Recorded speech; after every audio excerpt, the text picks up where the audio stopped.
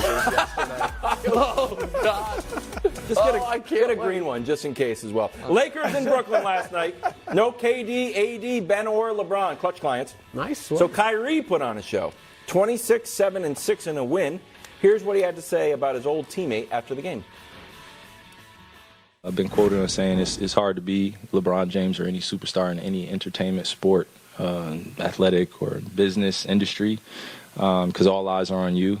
But he's handled it extremely well. We gave the keys to the whole entire business to an 18-year-old kid, and now he's 38 years old and he's still dominating.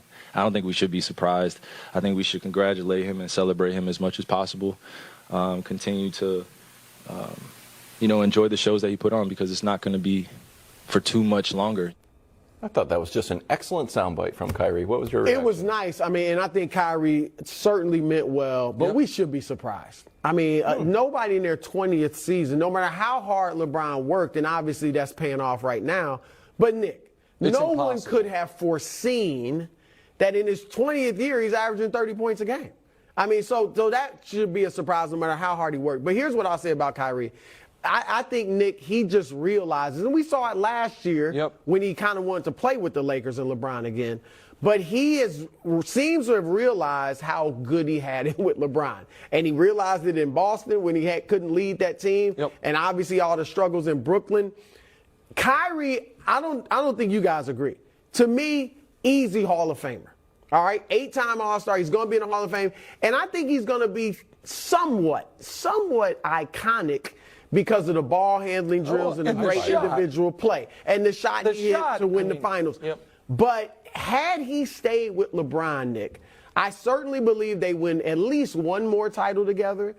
And he would have been, now they wouldn't have won 6 like Jordan and Pippen, but maybe like Malone and Stockton, Jordan and Pippen. It would have been LeBron and Kyrie, even more so than LeBron and Wade or LeBron and Wade and Bosh. And Kyrie would have been celebrated even more. And he would have been celebrated like, you think obviously LeBron and whoever the sidekick's getting short shrift. But because of Kyrie's exciting style of play, because he hit that one big shot and was just as much of a closer on that team, if not more, than LeBron. Like, he would have really gotten a lot of great publicity from that. And he would have certainly, Nick, been on that top 75 team. Oh, I agree. So I think because while, listen, Kyrie has not succeeded at all in the postseason since he left LeBron, but it's not because the moment's too big for him. You know what I mean? So he would have been on the biggest stage. And so I want to talk about LeBron this season momentarily and then the big picture thing. So this season you mentioned, he's averaging 30 points. He's 39-7 on better than 50%. So the only guys in the league giving you 27-7-7 are Luka and LeBron. The only guys in the league giving you 26-6-6 are Luka, LeBron, and Steph. KD, and I know, the numbers are inflated. That's fine, but they're inflated for everybody, right? Durant's giving you 37-5 and has played one less game than LeBron. Now, Durant's doing it at historic efficiency. Oh, Nick, but they're not winning. That ain't on LeBron, and I can prove it to you. So when LeBron's on the court, they have a better net rating than the Milwaukee Bucks. When he's off the court, they have a worse net rating than the Hornets. So when he's on the court, they're excellent. When he's off the court, they die as they did last night. But that isn't the real story about LeBron this year. The real story about LeBron this year is that graphic in the top right-hand corner. And this is where, Wilds, you're going to have to show me that little smile emoji because I'm going to get angry. Why? Ooh. Not at you guys, but at the media writ large, because there was more god-dog hype and discussion and flowers when Steph Curry was about to break Ray Allen's three-point record. We were tuning into that. Hey, that was a daily. Could he hit 16 threes tonight? No, he can't. You're right. And then coming to the Garden. Coming to the Garden. And that was a record that we knew forever was going to be broken, inevitably, and broken after Steph breaks it. No one might break Steph's part of it, but more people breaking Ray Allen's record. LeBron is breaking a record, about to. I'll give you the full list of people who have held this all-time scoring record. Apologies, more than half the photos are in black and white, because that's who the players who've held it. That's Joe Fulks, George Mikan, Dolph Schayes, Bob Pettit, Wilt Kareem and about LeBron. Wilt broke the record on Valentine's Day 1966. Kareem broke the record in April of '84. So he's held the record for longer than LeBron's been alive. And people are now trying to retcon the idea that, oh yeah, this was inevitable. We always knew LeBron would get there. No, they didn't. So what do you want us to do? We've got a graphic on the top right of the screen. I would like the basketball media to reconcile the fact that a lot of their long-standing LeBron James takes and opinions have been so utterly debunked by his continued play to at least open the aperture enough to have the conversation of, okay, even if he doesn't get to 6 rings, at some point, is the basketball life great enough that we can, our own childhood nostalgia be damned, have the conversation about is he the greatest player ever? And Brew, I'm not talking about you when I say check, because I think you are open to that conversation. Right. I don't think you're a count the rings guy. I think you believe Jordan was better and you have your reasons for it. We disagree on it. But you don't think it's an impossibility.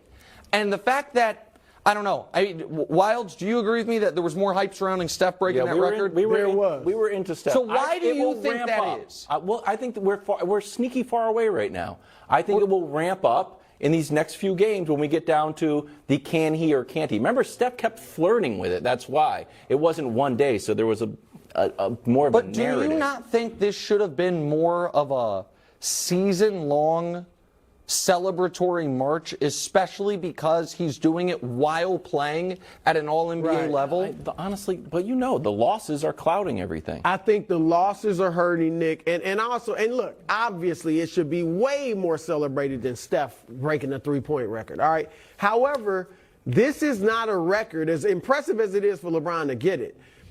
It's more like the NFL rushing record all time that Emmitt Smith has than the Major League Baseball home run record. Oh, really? Like that, if you break the home run record in baseball, it is everybody's into it. So does the NBA not have a great record then? I don't think Karl Malone is third. He's not even in the discussion for a top 10 player. So I think it will be a great accomplishment, but I don't think anybody's looking at it like this means LeBron's the greatest ever when he gets this record. Can I say something real quick?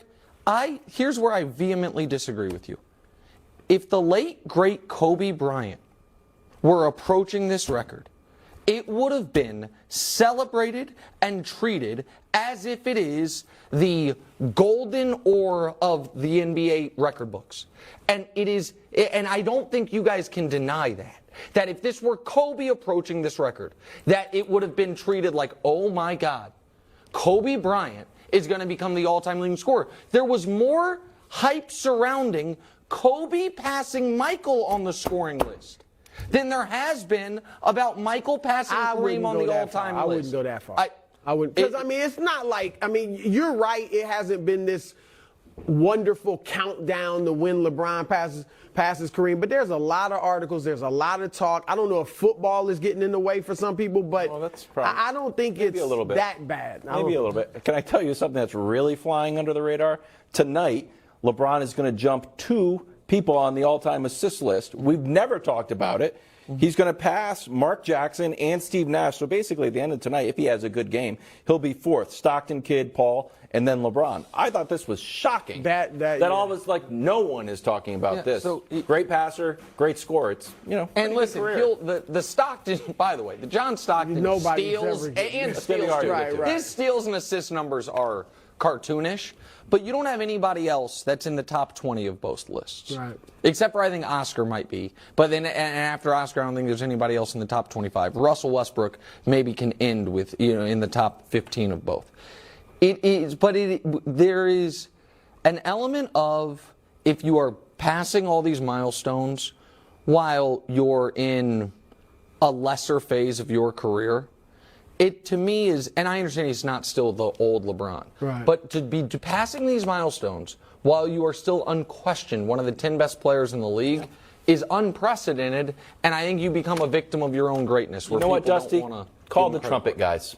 Oh, yeah. Call the trumpet guys. We can celebrate it. No one else does. That's right. Can. Let's get the. You know what?